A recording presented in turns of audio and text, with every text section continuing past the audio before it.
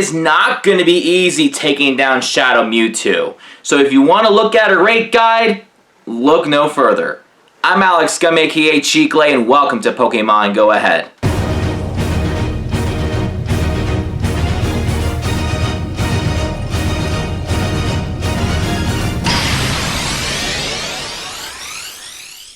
Before we jump into today's video, just a quick announcement. This Saturday, May 27th from 10 a.m. to 12 p.m., I'm doing a get-together in Carson City around Mills Park and the Capitol to do some in-person Shadow raids. So if you are available that weekend and you need the Shadow Mewtwo, please be sure to come out and raid. The more people we get, the better. Simply because you cannot remote raid. So, if you're from Gardnerville, Carson City, or Reno, and you want to get together in Carson City, I'll be making a vlog around that time, 10 a.m. to 12 p.m. this Saturday, May 27th, Carson City. Subscribe and hit the notification bell if you haven't yet. And with that being said, guys, let's go through the Shadow Mewtwo raid because, ladies and gentlemen, this is not going to be an easy one because Shadow raids tend to be a little bit harder to take out. In Tier 3 and Tier 5 Shadow raids, Pokemon tend to be very enraged the more you attack it, and that will boost its attack and defense.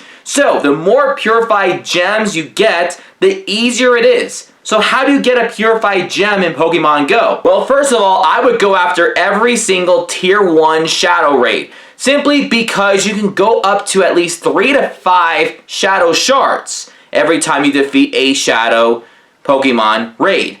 That way, you can have at least 4 to get a purified gem from a Shadow Purified Refiner. So then that way you can get a purified gem, because the more you get, and you stack it up with other people that do have purified gems, the easier it is to use to lower down the enraged Shadow Pokemon for a temporary time during a raid. So that will make it a lot easier to take down a Shadow Pokemon like Shadow Mewtwo. Make sure that you guys go out there as well. You can also battle a grunt from a balloon or stop to get at least 1 Shadow Shard. And again, you need at least 4 to get a purified gem refiner or whatever it's called. So then that way you get purified gems for those raids. Just like we have mentioned earlier, Shadow raids are not remotable. That means you have to be there in person. So your best bet is to communicate with your group from Discord, Facebook, or any other sort of communication that you guys have. I would oppose Campfire, since that's kind of a little bit sketchy at the moment. You also want to make sure you try to get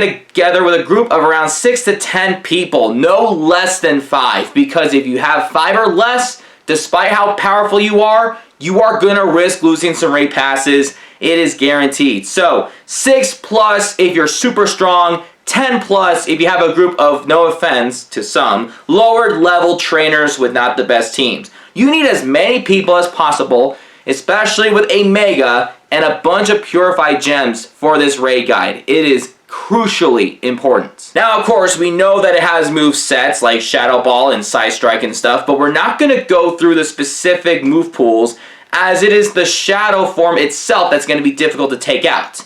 So we're going to go straight to the counters to kind of help you guys understand what the best Pokemon are going to be. We're going to start with some Mega Pokemon. Generally, Ghost, Dark, and Bug types are its weaknesses.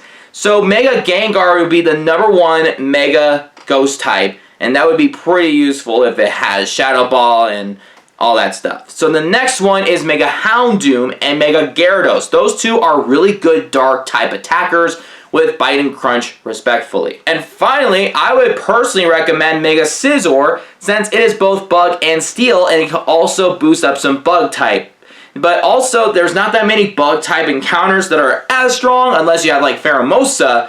But if you have Mega Scizor, that typing alone can help with the defense against other typings because of that Steel type. Now, you want to fight fire with fire. So what's good against Shadow Pokemon? Other Shadow Pokemon. If you manage to catch a Shadow Mewtwo in a raid or you own one from research, that would be a really good raid encounter to use as long as Mewtwo has Shadow Ball. Another Shadow would be really good would be Shadow Tyranitar. Right now, a lot of people are going after Shadow Larvitar from those cliff encounters.